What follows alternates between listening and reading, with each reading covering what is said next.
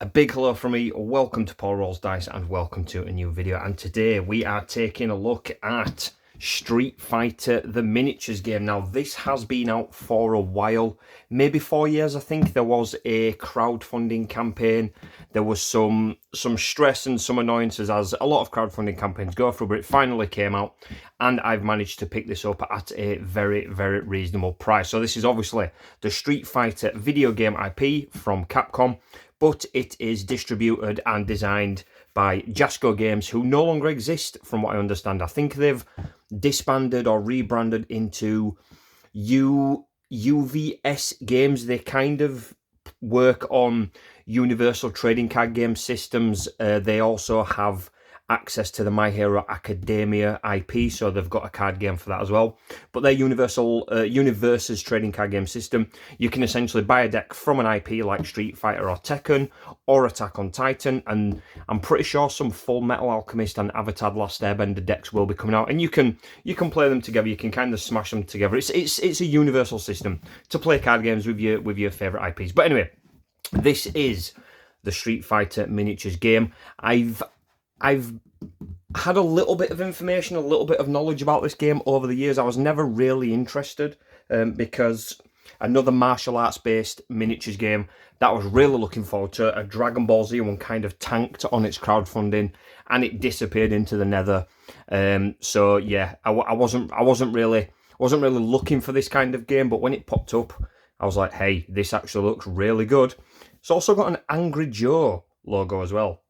I'll have to look into that. I don't know why Angry Joe's on it. Maybe had some involvement with the development. But anyway, as you can see, it is an absolutely beautiful game. It is a 3D fighting miniatures game with 6 high-quality pre-painted miniatures. Now, not a lot of games come with pre-painted miniatures, and a lot of batch painted or bulk painted miniatures look absolutely terrible. But I promise you guys, once we dive into this, I'm hoping you're going to be pleasantly surprised because they look really great. So this game, ages 14 plus, 30 minutes, kind of 15 minutes per player, depending on how many players you've got. 2 to 6 players, so you can do 1v1, 2v2, 3v3, or team modes, so you can there's a free-for-all as well. You can do 6 people smashing the heck out of each other, and you can do tag team events and stuff like that as well. So in terms of the content, you get the rulebook, and we will get Chun-Li, Ken, Ryu, Sagat, Vega, and Zangief. Lots of cards, player dials, lots of tokens, lots of dice, and a double-sided game board. So let's move this out of the way. I've kind of emptied it because I did buy this second-hand or pre-owned, pre-loved, I should say. So there's no wrapping and things. So I'll tell you what I'll do, because I've taken it all out, we're going to dive straight into the good stuff. So first and foremost, let's get the figures. So top left, pull them out. We have the handsome Wolverine guy Vega. So if you take a look at the paint job, it's actually quite nice. To say that these are batch painted and pre-painted for the game itself, they are really good. I'm going to have to do some scouring on the YouTubes and things to see if anyone has actually taken these back down to base, taken them back to grey or whatever the resin colour is, and painted them themselves and made them look even better. But in terms of miniatures, they are superb, and I'm very happy with the quality. I like the effects of these as well. So this is him dashing forward, so it's like speed trails or wind or whatever. Basing's really nice. In terms of scale, the much bigger than the normal miniatures games that I kind of play, Star Wars Legion and other things like that. Star Wars Imperial Assault are about that size. I think they're 28mm. So these are pretty big. These are closer to Marvel Crisis Protocol, I guess, or Star Wars Shatterpoint. So yeah, anyway, so that is Vega. Very nice. Next we have the Kicking Fiend Chun-Li, again painted, and these really cool movement kind of trails. She's jumping on the wind there. Really nice. So that is Chun-Li. All the bases are different as well, which is cool. We'll grab Sagat next, which is the kickboxer with the Firebird uppercut and all that kind of stuff, and the eye patch. Man, I don't know about you guys, but one of my guilty pleasures, you know where I'm going with this, is the Jean-Claude Van Damme Street Fighter movie. I know most of it is absolute garbage, but you know what? It's a comfort film. I like watching it every now and then, and I'm going to have to rewatch it soon. Next we have the big Russian wrestler Zangief. Look at that. Very, very cool. Again, nice scars there. Boots are looking cool. Big hairy chest, because he's a big lad. And he's got the mohawk as well. That is Zangief. Right, onto the main lads. We have Ken Masters doing an absolutely insane uppercut with kind of like a fire effect or an energy effect. So this is like see-through resin, and then these are solid figures. I'll tell you what we'll look at as well, pals. It's nice to see that the eyeballs aren't derpy. Now, the figures are painted, hand painted, but these eyeballs are obviously transfers. Those aren't painted on, because can you imagine if you accidentally, or if the artist actually did some derpy eyeballs? But yeah, there's Ken looking really cool. And the main star, the main man himself, we have Ryu Hoshi charging up a Hadouken just there. That looks really, really cool. I love the wood flooring on this one. For all of the bases kind of coincide with the stages in the video game. So this is Ryu's base in like the shrine, the temple kind of thing. Man, I've not played Street Fighter for a long time, but yeah, this is really cool. Out of all of the figures, I mean, it's kind of cool that Ryu is probably the coolest looking figure, which is nice. Here's a question as well, guys. Who is your main on Street Fighter? Mine has always been Ken. I just liked doing the combos with Ken. Played a little bit of Ryu and a little bit of Balrog and a little bit of Dalsim as well, you know, the Stretch Armstrong kind of dude. But I've always used Ken. So what about yours? Let me know in the comments anyway, guys. Who is your main? And also, with this game, out of these 6 characters, who would be your favourite if your main isn't actually there? So, that's Ryu. Next up, we have some tokens. These will coincide to different modes of the game. You'll get a first player token, a second player token, that kind of thing. You'll get a continue if you get knocked out. So those are really cool. And other versions of the game, there's a power-up version, so these will get shuffled, placed onto the board, and you'll pick them up and get some little buffs that you can use instantly or save it for later. So draw additional 2 cards, because this game does use a card and dice battling system. And then these are the dice. So all of the dice are the same. We've got shields for defense, we've got punches for hits. Some of them are doubled, so it can be a hit or a defense or a block. And this is called a gauge symbol, so you can pump up your gauge meter whilst you're whilst you're in the game. So you've got your health tracker here. This will go down like this. It's a little bit loose. Watch this. Look at that. It's a little bit loose, so maybe health can accidentally get moved while we're playing, but I'll figure out a way to solidify that. And then you have the gauge meter down here, and then as this goes up, you get to kick off your ultimate attack and blast them into oblivion. So those are the dice, those are the characters.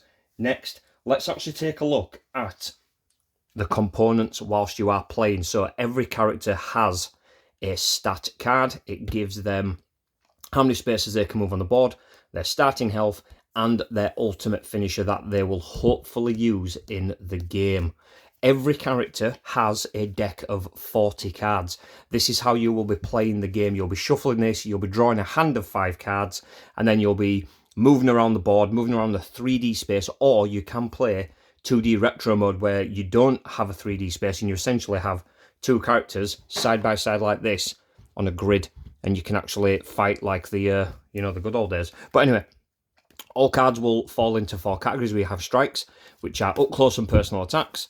We will then have projectiles like energy attacks, Hadoukens, but even characters in the video games that don't have energy attacks like Zangief will have projectile attacks just so it works with this system. But it does make sense when you play it. After projectiles, we have some specials. So we've got Ryu's Shoryuken there, which is the flying uppercut kind of thing. This allows him to move up and punch people in the face. And we then have events. So events are essentially, each deck has unique events, which are kind of like standout story moments for these characters. So we've got Perfect Recall for Ryu, the Dark Hado, Ken's Bandana allows you to do things in the game, Wandering Warrior, and then we have Focus Attacks, which every deck has. You have 2 of those. And then we have bait cards. So as you're playing, not only is it a game where you're trying to pummel your opponents, you kind of need to bluff them into making mistakes when you're attacking. So when you play a card and you're going for, say, a strike, you don't want them to block a strike, you don't want them to counter a strike. So you kind of like, you're doing a lot of bait and switch and mind games whilst you're playing to try and get the better of your opponents. So as I said, every character has a deck. I have sleeved half of these, so please bear with me with the glare. I've managed to sleeve Ken because I have had a play of this at work.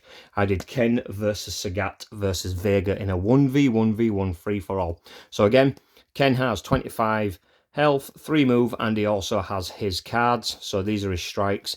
Inazuma Kick, we've got the Heel Wheel Throw, Thunder Kick, Quick Hadouken, Fierce Hadouken, Hurricane Kick, and then we go on to the special Shoryuken, Shoryurepa, Violet Hardo, Rushdown, Relentless Assault, and then Ken's events.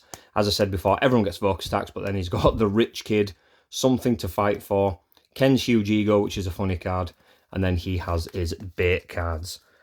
So that is those. Next, we will grab Sagat. So Sagat starts with 26 health, so only one more than Ryu and Ken. Still moves 3. He has his ultimate there as well, which is Tiger Destruction. And then again, going through his cards, strikes, we have Step Kick, Standing Roundhouse, we've got Low Kick, Tiger Rage, Tiger Elbow, Tiger Carry for projectile, Quick Tiger Shot, got a lot of those. Every deck is 40 cards as well. So health may be different, movement may be different, but decks are the same size. Fierce Tiger Shot, Tiger Knee Crush, God, I remember Tiger Knee in the game, Tiger Uppercut, Mocking Laughter for his event, Angry Scar, Need for Revenge, these are his narrative ones, Eye for an Eye, Tiger Genocide, his focus attacks, Imposing Shadow, and then his baits. So that is Sagat. Next we have the handsome Spaniard, we have Vega, 25 health, 3 move, Bloody High Claw. I won't go into like all of the mechanics of the game and things. It's probably better by watching it played. I did learn to play this by essentially a learn by doing kind of situation. We have Rapid Slashes for the strikes, Piece of Mercury, Stardust Drop. As you can see, there's keywords. You can kind of get the gist of what some will do. They'll throw. You can pick up enemies and yeet them across the board, hopefully throwing them into walls for damage. Cosmic Heal, Sky High Claw, Rolling Crystal Flash. The names of these are really cool and the artwork is fantastic.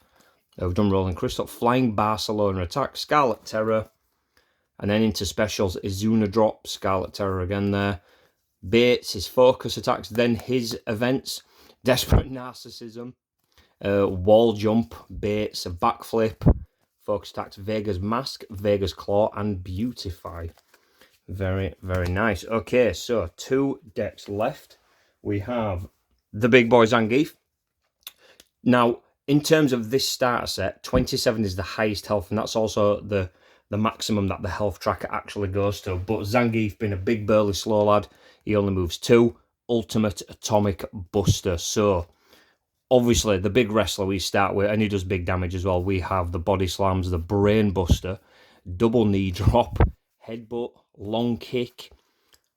See, projectile, it's not really a projectile, but for the mechanics of the game, it needs to be. And it has a dash, so you're kind of moving in to hit them.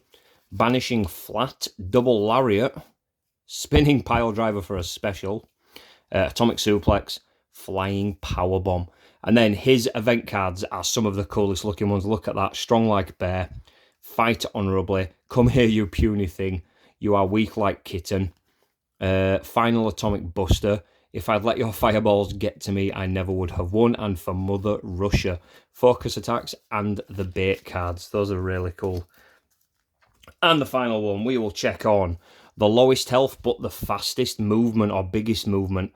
24 health for Chun-Li and 4 move. And Kiko Sho, the big, here, whatever the hell it is, that one, that, loads of ticks. Anyway, so I don't know why the event's at the front, but we'll go for it. So we have Yatta for event, Interpol Intelligence, is she a police officer? I don't even know. Sense of Justice, Focus Attacks, Wall Jump Classic, Watch Over Me Father, Senretsu Kyaku, the bait cards. Then into the strikes we have the Ryuseiraku, Kaku Kyakuraku Kick, Kaku Kyakuraku, try to say that 4 times.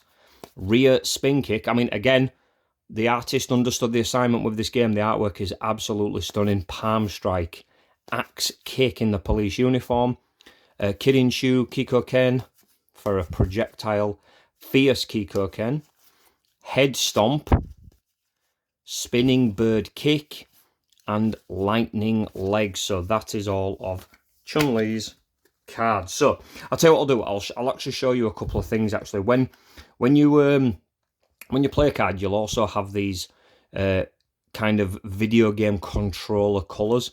Now this game has a very, very cool, very, very interesting combo system, and how it works is when you land an attack, you can combo your attack into another card by playing a card that shares a left and right symbol. So let's say, for instance, you play a Kikoken card, so that is your attack card.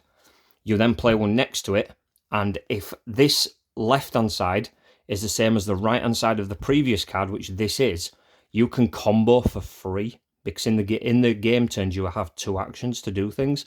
So you could play Kikoken, as long as you cause at least 1 point of damage, you can combo. So you could Kikoken into Kikoken and into something else blue, which could then maybe change colour as well. So that is how the combo system works.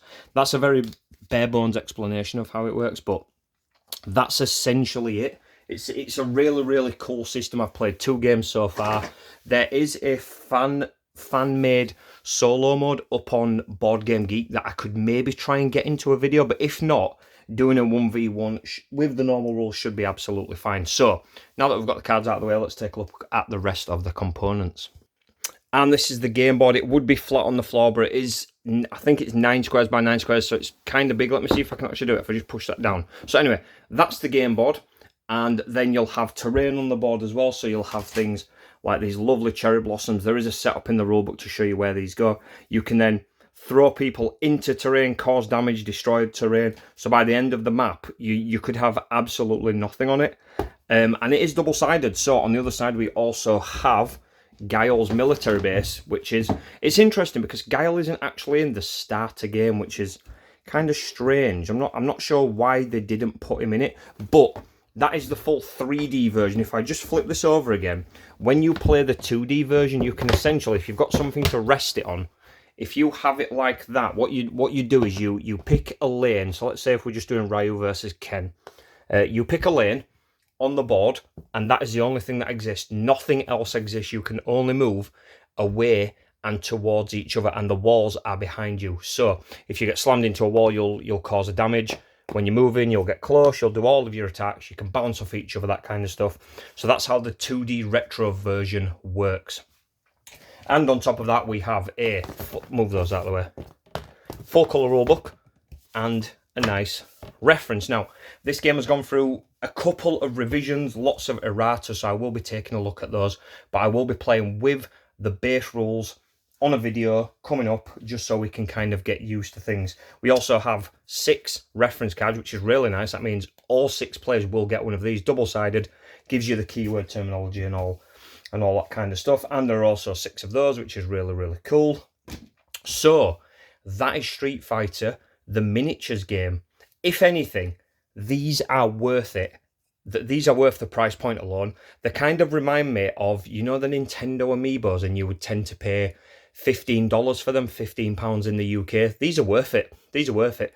This has cost £50 British, so that is less than £10 per figure, plus a board game on top of it. Absolutely, absolutely happy with this. I cannot wait to dive in. We'll take a proper look at all of the characters when we play it as well. But I just thought I'd upload a video for you guys. It has been a minute. I do apologise. Life's really, really busy right now with work and things. But speaking of work, I have something very, very exciting to announce very soon. So please stay tuned. It's a massive thing for me. It involves board games. It involves the future of this channel. And I cannot wait to share it with you guys. So until then, my friends, please leave a like. If you did enjoy this video, consider subscribing. We have got the members community if you'd like to support the channel. I am an independent channel. None of these are sponsored. So the channel members are really, really helping us grow and allow us to get upgrades and things like that. But again, I'm ending it as I always do. I am rambling. Take care. I will see you very soon.